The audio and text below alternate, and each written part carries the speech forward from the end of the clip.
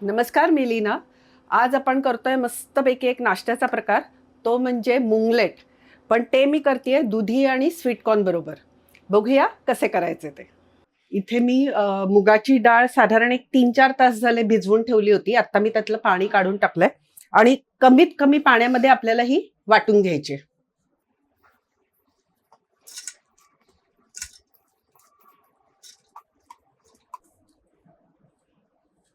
1 वाटी मुगाची डाळ घेतली होती मी.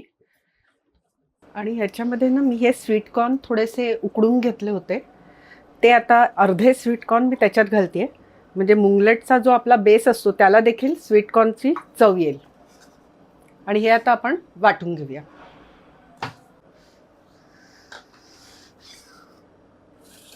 छान बारीक वाटलेलं आहे मी, बघू शकता तुम्ही.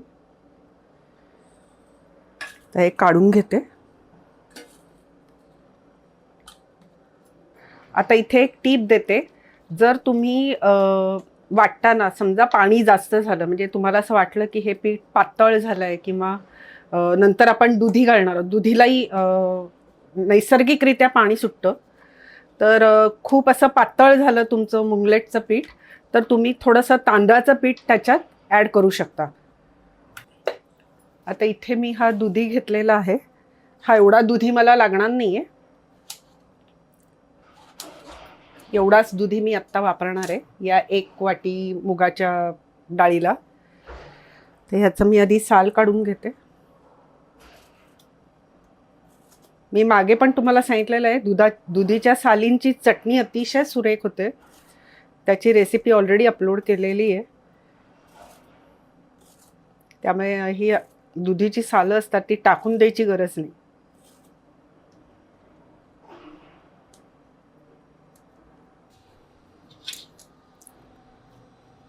आता मी किसून घेते.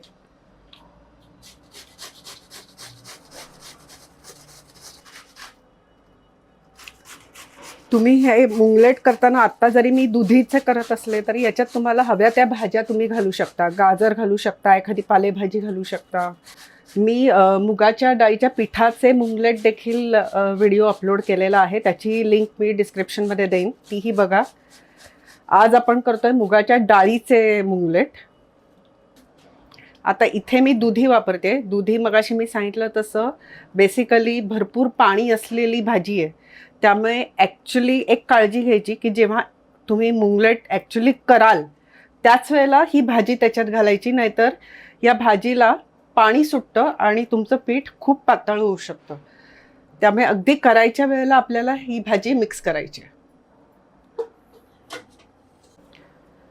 आता या पिठामध्ये मी आलं, लसूण, मिरची याची पेस्ट घालते 1 चमचा. त्याच्यानंतर तुमच्या चवीनुसार मीठ, हळद, थोडंसं जिरं, तिखट.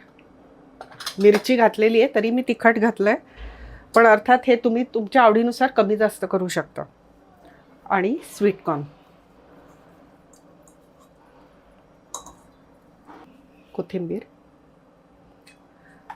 मगाशी म्हटलं तसं तुम्ही एखादी पालेभाजी पण याच्यामध्ये घालू शकता. पालक घालू शकता, मेथी घालू शकता. आता हे 8 ते 10 मिनिटासाठी आपल्याला रेस्ट करायला ठेवायचं आहे. एक 8 ते 10 मिनटं झालेली आहेत आणि ना मला पीठ आता मगाशी मी म्हटलं तसं थोडंसं पातळ वाटतंय. तर मी आता आणि दुधी घालणार आहे त्यामुळे अजून पाणी सुटणार त्याला. त्यामुळे थोडंसं मी 1-2 चमचे तांदळाचं पीठ घालते आणि हे छान मिक्स करून घेऊया आपण.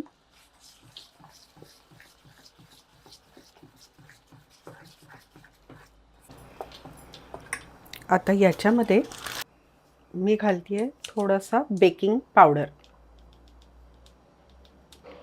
साधारण एक अर्धा चमचा बेकिंग पावडर घालते. आणि बेकिंग पावडर ॲक्टिवेट होण्यासाठी थोडासा त्याला लिंबाचा रस पिळायचा. साधारण 1 चमचा लिंबाचा रस. तुम्ही बघू शकता छान फेस आला आहे, ॲक्टिवेट झालेली आहे. मिक्स करूया आपण.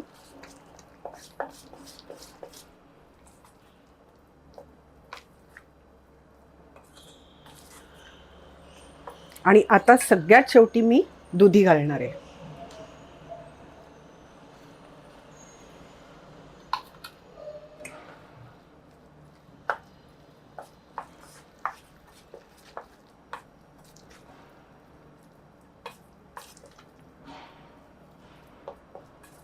आपलं हे मुंगलेटचं पीठ आता तयार आहे.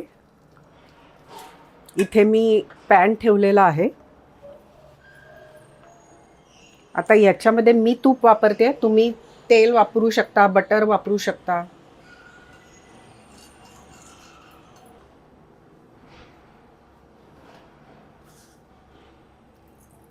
थोडीशी मोहरी घालतीये.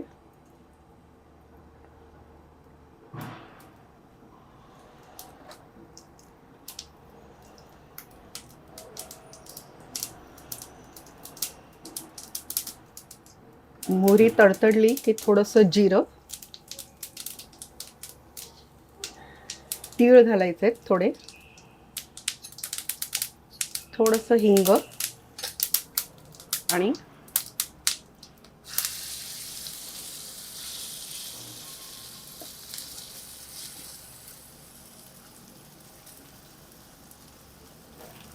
लगेच हे मुंगलेटचं पीठ घातलंय. गॅस बारीक ठेवलेला आहे. झाकून ठेवायचं आपल्याला.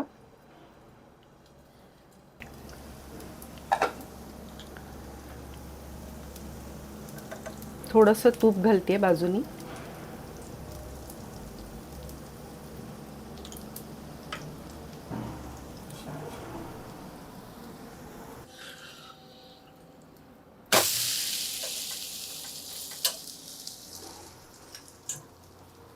परत आपण थोडंसं तूप घालूया आणि परत 1-2 मिनिटांसाठी झाकून ठेवू.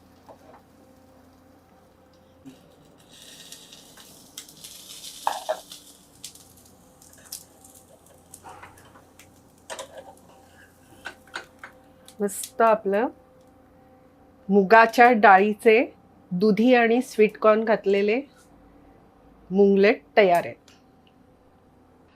आहे की नाही? अगदी पोटभर होणारा हा नाश्ता आहे.